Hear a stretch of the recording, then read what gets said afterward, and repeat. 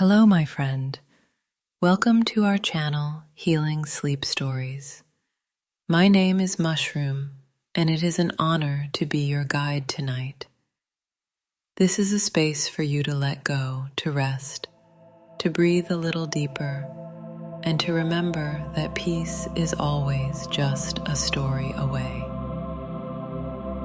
So take a slow breath and exhale gently. Now, let's step through the door together into a story that will soothe your soul and lull you to sleep. Each word you'll hear tonight is chosen with love, written and created by the heart behind this channel, our storyteller and founder, Can Lin.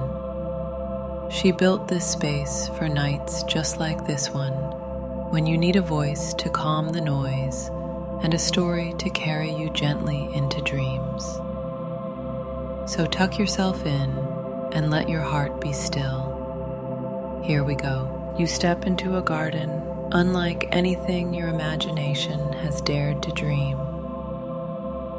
The air is soft and thick with fragrance, not just the scent of roses or jasmine, though those are certainly here. It's richer than that.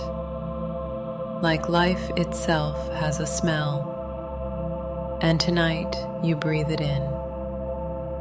Your bare feet press gently into the cool grass, which feels impossibly plush, like walking on velvet woven by angels. Every leaf you pass glistens as if it remembers the last time God walked by.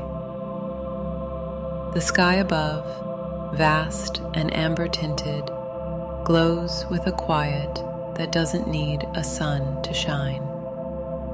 In the middle of this sacred calm, you see Him, God, not in fire, not in fury, but walking in the cool of the day.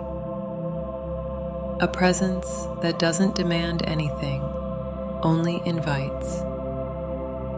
You walk with Him as He leads you to where it all began, where dust met breath. You watch as from the soft soil beneath a fig tree, God gently forms a shape. Fingers move with kindness. The motion isn't rushed, but reverent. Be a sculptor working with clay that might break if held too tightly. You see it come to life, a nose, hands, a heart that hasn't yet beat. Then, the whisper. God leans down and breathes into the nostrils of the clay form. It shudders, and then it breathes. Adam. You feel the tremor of that moment in your own chest, like someone just exhaled their spirit into you too. Historians still argue whether this tale reflects a literal creation or a poetic truth handed down orally over generations. But standing here, the question feels as small as an ant on a redwood. Nearby, animals roam freely, some furry, some scaly. There's a lion lying next to a lamb. Cliché, maybe. But here, clichés are real, and they're cuddling. A monkey swings by overhead, pauses, and gives you the same look your dog gives you when it knows you're hiding snacks. You laugh, softly. Yes, you're allowed to laugh in Eden. You look over, and Adam is now naming animals, badly. He points to a giant bird and says, "Snore." God raises an eyebrow. "Let's try ostrich instead." Close enough. It's peaceful here. No rush, no traffic, no spam calls from someone pretending to be your bank. You hear Eve's laughter from across the garden. She's barefoot too, dancing under a tree, dripping with something too juicy to name. You know which tree it isn't, of course, but everything else, fair game.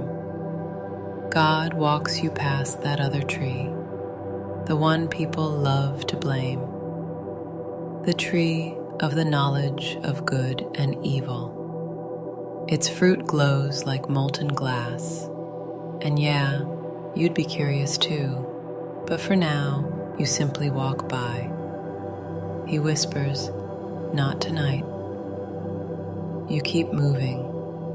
A stream runs through the garden, warm enough to wade through, cool enough to refresh your toes. You dip a foot in, and the water curls around it like silk. You could float here for hours, and time, as you understand it, doesn't seem to exist here anyway.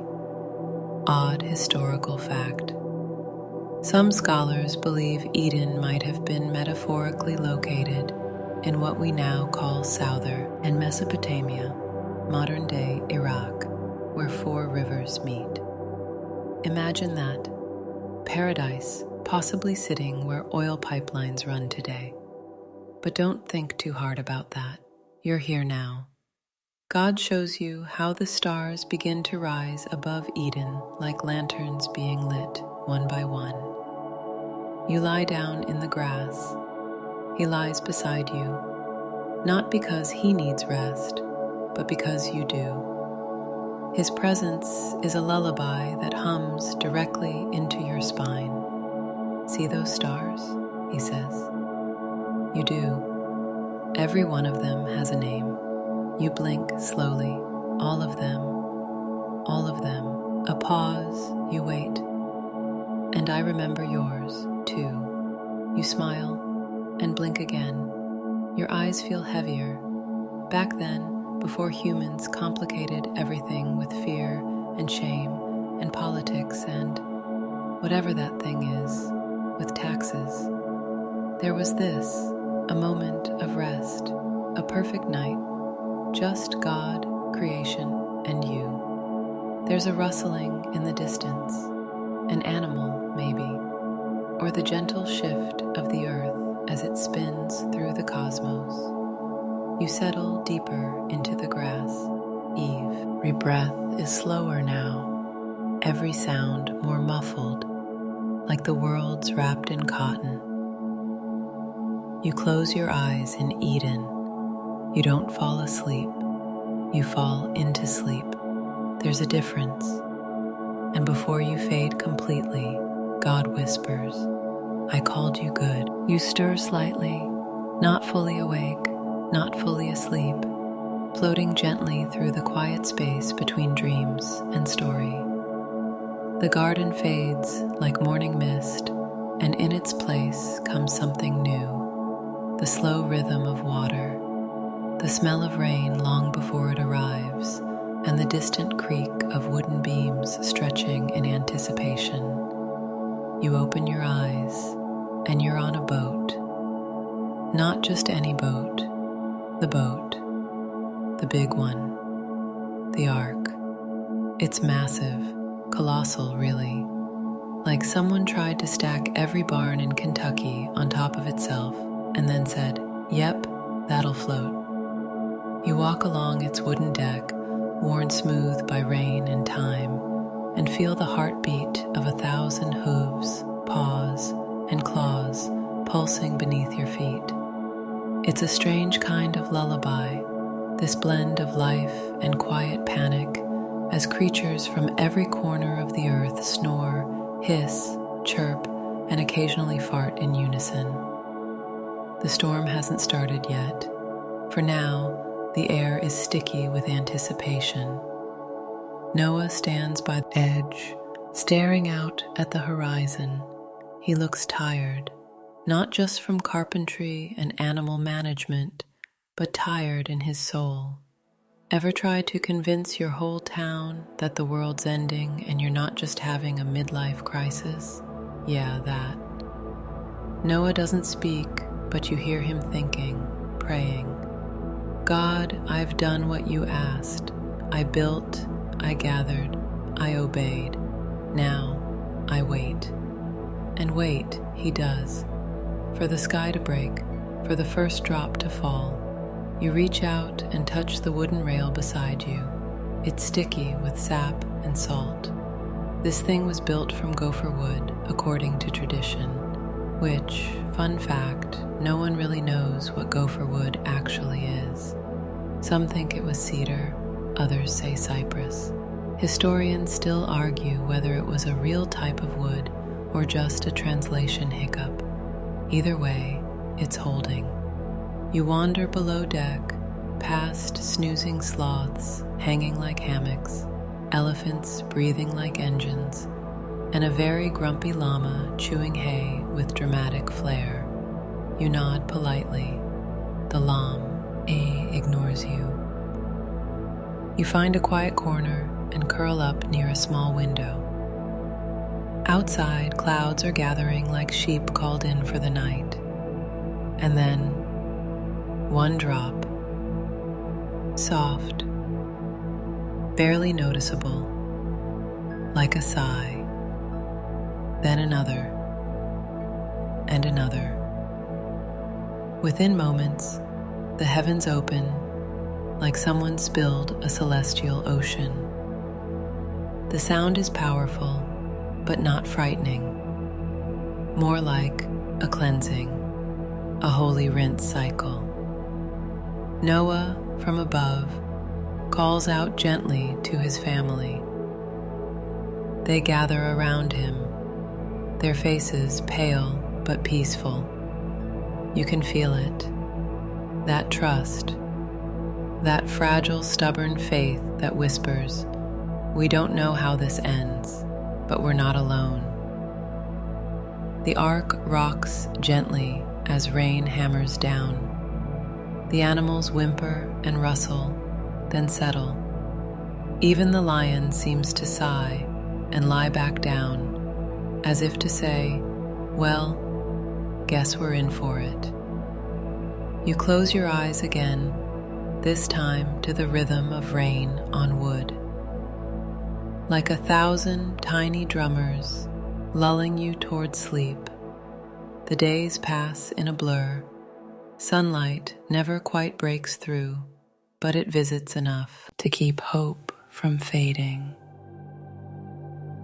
40 days, 40 nights, a long, watery lullaby. Then silence. You wake to stillness, to a vast, endless stretch of gray water meeting gray sky. Noah opens a window and sends out a raven. It circles, then vanishes.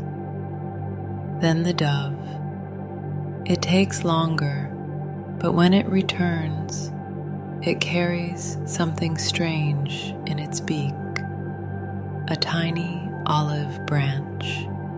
Small, simple, perfect. Noah weeps. You look out, and in the distance, there's a mountain peak slicing through the fog like a promise. Ararat, maybe. Some believe it's where the ark finally came to rest. Others say it was somewhere else entirely. There are even wild fringe theories about it being in Iran, Turkey, or, strangely enough, Scotland. That last one's a stretch, but hey, who are we to limit divine parking spots? You step outside with Noah as the ark touches land. The air smells different now, like rebirth, like wet soil after a funeral and before a garden. God's voice, so quiet it almost feels like thought, echoes. Never, and then a rainbow. You've seen rainbows before, but not like this. This one wraps the sky like a silk scarf, shimmering, full-bodied, alive. You feel its color more than you see it. And in that moment, the story isn't just about survival. It's about restart, second chances, a gentle reset. Noah kneels. The animals stir and stretch. Somewhere, the grumpy llama finally grunts his approval. You wander a little ways off. Let your fingers dig into the fresh mud. Smell the earth, raw and awake. You wonder what kind of world will be built from this soggy starting point. The answer doesn't come, but that's okay, because not all stories are about endings. Some are about floating long enough to find your way back to shore. As the last raindrop dries on the ark's roof and the rainbow dissolves into twilight, you lie down in the grass beside the boat and feel the earth hum beneath you. A breeze brushes your face, and the stars blink slowly back into view. Somewhere nearby, Noah is starting a small fire. He'll build an altar soon. He'll give thanks and maybe roast something. Probably not the llama, though he's definitely thought about it. And you rest, safe on dry land, held in a promise, wrapped in the memory of rain. The firelight from Noah's camp fades behind you as you drift forward through story and sleep. The night deepens and your breath sinks with the rhythm of a warm desert wind. It brushes your skin like a whisper. Sand shifts beneath your feet. You're no longer near the ark. Now you're in the wilderness, and you are not alone. The landscape stretches wide and empty. Cracked earth, jagged rocks, a sky so vast it feels like it might swallow you whole. But it doesn't. It just holds you silently. You spot him before he spots you, a man with sandals worn thin and a beard that looks like it's been through a few arguments. He's muttering to himself, not angrily, but firmly, like someone trying to remember a recipe under pressure. Moses. He's looking for a sheep. Again, one of them's wandered off. Honestly, it's always the same one. Sheep number 43. You'd think by now he'd get a bell or something. You follow him quietly. His footsteps are careful, deliberate, leaving impressions in the dry earth that vanish with every wind gust. You almost ask him a question, but then he stops, frozen, still as the stones around him. You follow his gaze.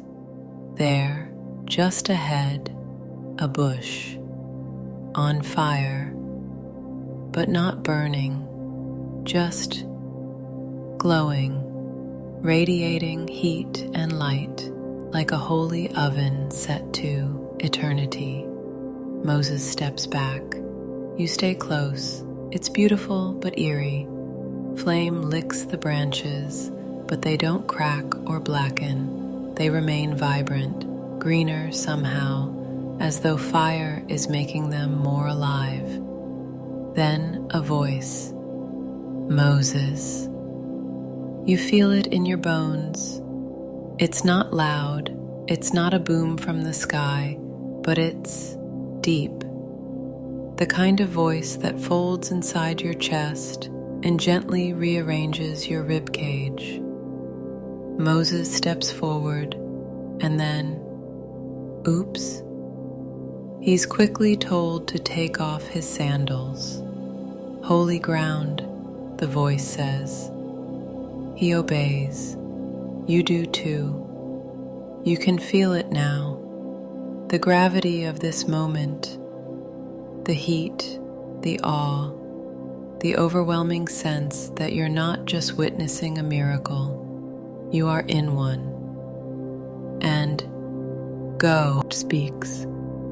He tells Moses he's seen the suffering of his people in Egypt. He's heard their cries. He's sending Moses to bring them out.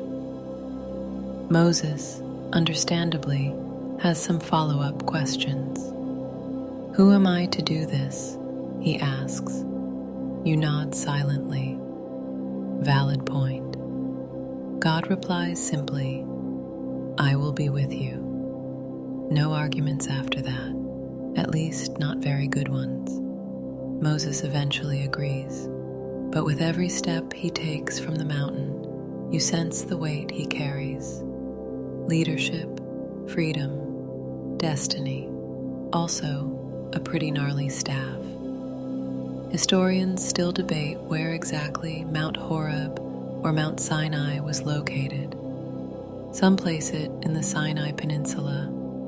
Others argue for locations in Saudi Arabia, and a few suggest it might not be a real location at all, just a metaphor for encounter.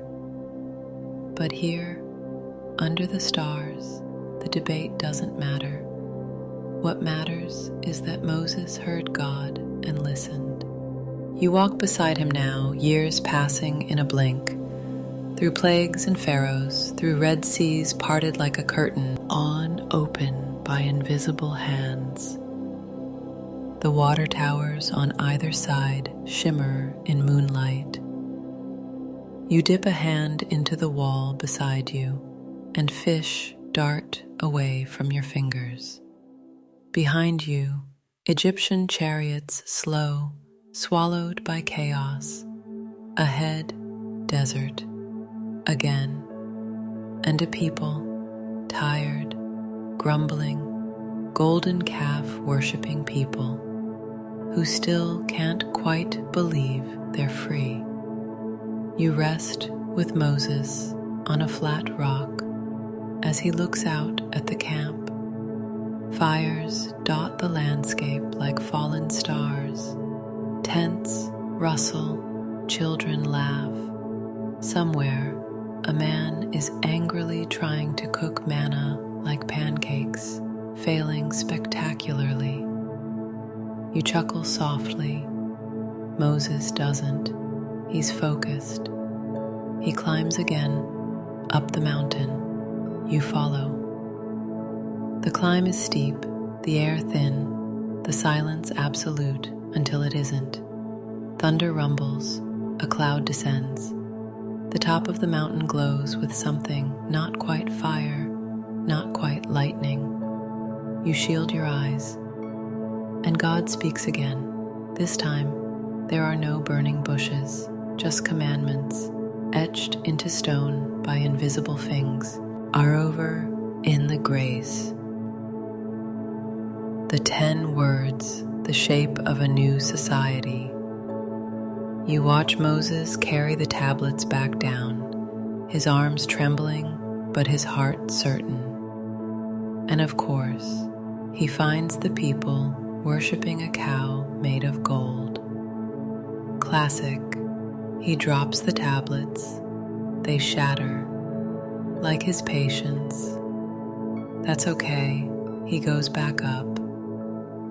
And God gives them again, because sometimes, even when we break things, grace repeats itself. Fun fringe tidbit. Some medieval texts claim Moses had horns when he descended from the mountain, a translation misunderstanding of the Hebrew word Quran, radiated. Michelangelo even sculpted Moses with horns, which is probably why you've seen that statue and thought, wait, goat vibes. You sit beside the tent as the desert wind cools the night. Moses has aged. You can see it in his eyes, but there's peace there too. He tells you something before you drift. Sometimes God speaks in fire, sometimes in silence, but always He speaks. You nod. Your head rests gently against a sack of grain. The stars blink above. The fire crackles near your toes, and in the wind, you hear the whisper, still small, still holy, still here. The desert fades behind you like a sigh released into the stars. The warmth of the sand gives way to softer ground, damp, springy, the kind that smells of sheep, moss, and the occasional heroic decision. You blink slowly and realize you're on a hillside. It's dusk. The sky glows purple and gold, and a few sheep bleat nearby like they've got opinions about bedtime.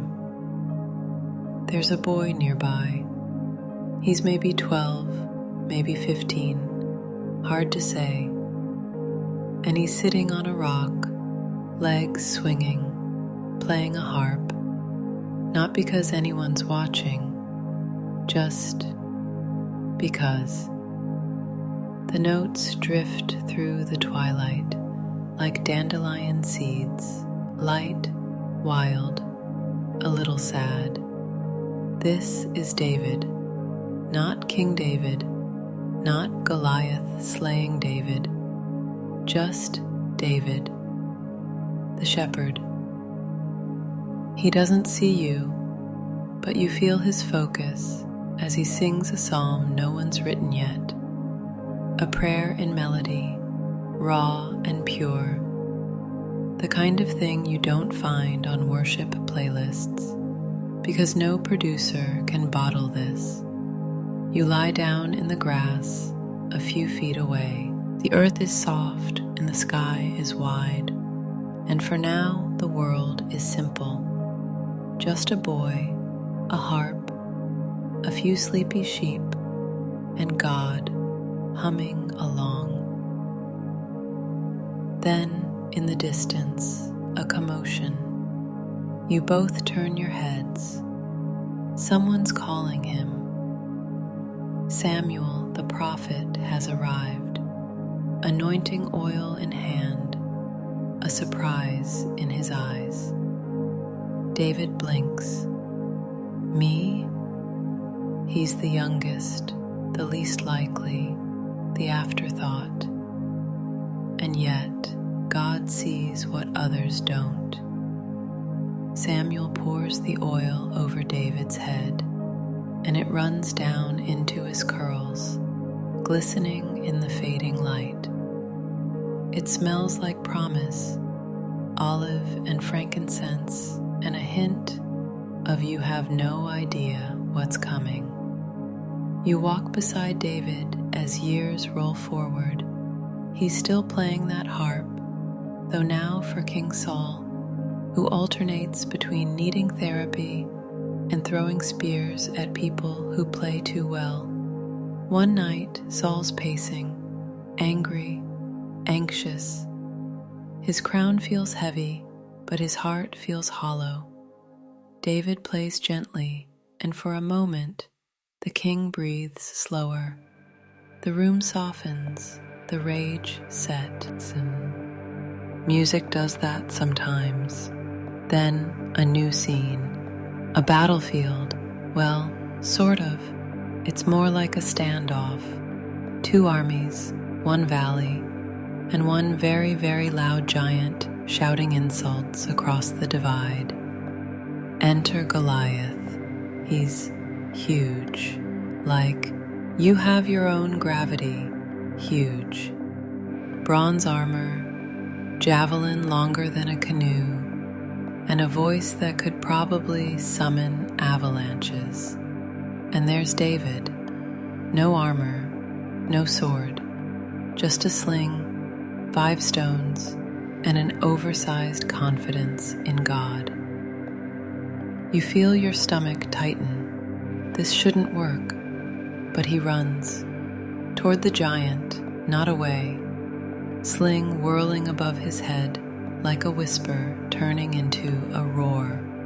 1 stone, 1 breath, 1 heartbeat, and down he goes. The valley goes silent. Even the sheep are like, whoa. Historians still debate how tall Goliath really was. Some say 9 feet. Others suggest the text meant 6'9", which was still NBA level tall for the time. Fringe archaeologists even speculate he may have had a pituitary disorder. But you know what? None of that matters. When you see someone fall like a redwood in slow motion, David wins. But it's not the end. It's a beginning. You follow him into palaces, battles, caves. You see him dance in the streets in a linen ephod, unbothered by judgment, fully immersed in worship. You see him weep over betrayal, over loss, over his own failures. One night, you sit with him on the palace roof. He's older now, tired. He watches the city lights flicker and says, I was just a shepherd. That's all. You don't respond, you just sit with him. Sometimes the mightiest kings still carry slings in their hearts, still listen for harp strings in the dark, still long for green pastures. And the Psalms, oh, they're everywhere. You hear one in the wind, you feel one in the soil, you dream one as you lie down beside David, watching Jerusalem glow like a crown in the night. Even after all the battles, after the giants and the grief, the words remain. The Lord is my shepherd, I shall not want. That line, it's more than scripture. It's a lullaby for the soul. You exhale slowly, and as the stars settle in overhead, and David drifts into his dreams, dreams of rivers, lions, harps, and forgiveness, you smile, because even the giant slayer sleeps like a lamb. So you drift now through a quieter night, the kind where even the moon seems to walk slower, and the stars lean in, hushed. The hillside fades, and you feel warmth return to the air, not desert heat, but something gentler, softer, a kind of holy hush that only falls when a miracle is just around the corner. You find yourself beneath a sky laced with angels, but no one's looking up, because everyone's busy in Bethlehem. You walk narrow streets lit by lanterns. Donkeys bray in corners. Bread bakes somewhere, and it smells like memories of home. And in the middle of it all, unnoticed, is a small stable carved into stone, nestled behind an inn that couldn't make room. And there, yes, there, is the manger. You see her first, Mary, exhausted, radiant, her hands trembling slightly as she wraps him in cloth, then places him gently into the straw. Not because it's comfortable, it's not, but because it's all there is. The baby stirs, yawns, and then opens his eyes. You're caught by the weight of that look. Not just baby eyes, but eternity looking through newborn lashes. Like galaxies blinking for the first time. Jesus. You sit in the corner of the stable beside a sleepy ox. Joseph offers you a nod. He's been quiet most of the night, still trying to process how he went from engaged carpenter to stepped-out of the Messiah. A few shepherds arrive, wide-eyed, smelling of sheep and stars. They kneel, not because they understand, but because their souls do. And then, music. Not harps or trumpets, but voices. Heavenly choirs echoing through the fabric of the sky. Peace on earth, they sing. Goodwill to all. You lie down in the straw beside the manger. The hay pokes your shoulder, but you don't care. There's something about this baby that makes even discomfort feel like worship. Some historians argue Jesus was likely born in spring, not winter. Others say the inn was probably a guest room, not a hotel. Fringe theories even claim the star O of Bethlehem was a rare planetary conjunction or a comet. But here, none of that matters. What matters is the quiet, the wonder, the way divinity fits in a mother's arms. The scene shifts again, not forward, not backward, just deeper. You walk with him now, not the baby, but the man. You trail behind him on dusty roads, through Galilee, Samaria, Jerusalem. He's always walking, not hurrying, just moving with intention. And every step leaves peace in its wake. You watch him touch the untouchable, lepers with fingers like wilted petals, blind men blinking into light. You hear him speak to women no one else dared to notice. You see him sit with sinners at dinner tables that religion avoided. He laughs sometimes, a full, surprising laugh. You weren't expecting that, were you? Neither were the Pharisees. He climbs a mountain once, and you follow. The wind pulls at your robe. He sits and teaches, not from scrolls, but from soul. Blessed are the poor in spirit.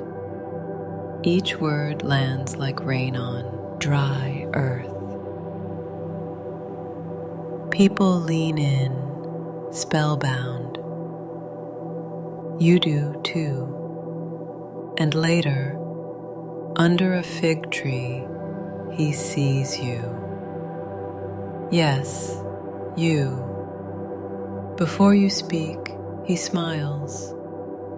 I saw you there. I know.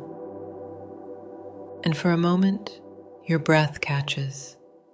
You feel known entirely and not judged. Time skips like a stone across water. He washes feet. He breaks bread. He prays in gardens with trembling hands. And one morning, the sky darkens. You're there, but you can't look.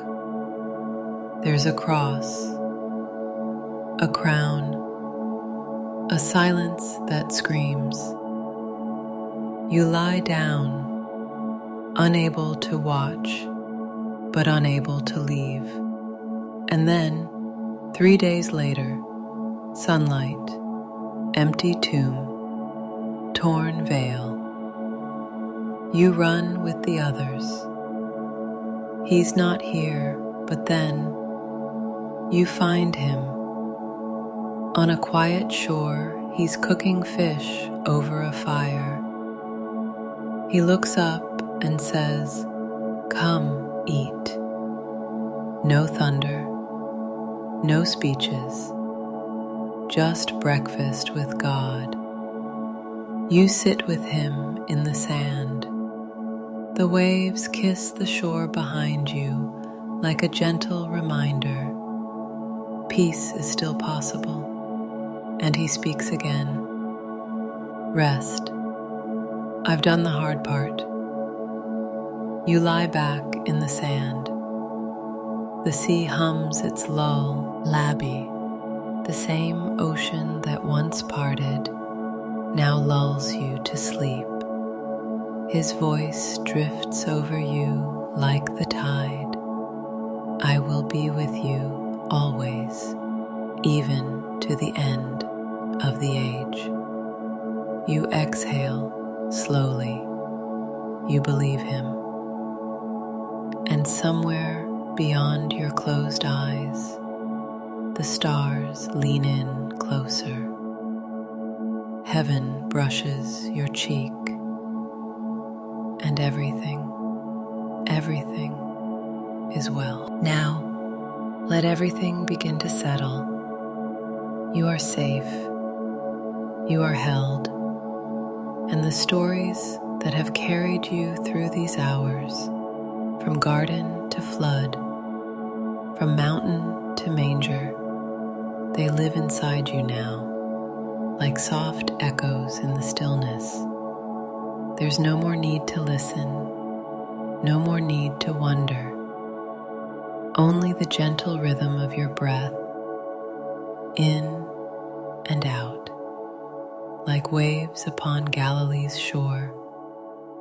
Your body, light and warm, drifts gently beneath a blanket of peace, a deep, sacred peace, not the kind you earn, but the kind you're gifted. Let your jaw unclench. Let your fingers relax. Feel your chest rise and fall, steady and slow. You are not alone. You have never been. From the voice in the burning bush to the whisper on the mountain, from the cradle in Bethlehem to the quiet on the cross, he has walked with you through it all, and tonight he tucks you in with stars. The stories are done for now, but his presence lingers, like the hush of the stable, the softness of David's harp, of firelight beside the ark. Sleep now in the safety of his arms. Sleep knowing you are loved. Sleep knowing that even in dreams he stays beside you. Your journey through his word is complete for tonight. And now you rest, body and soul. Let go. Fall gently, peacefully into sleep.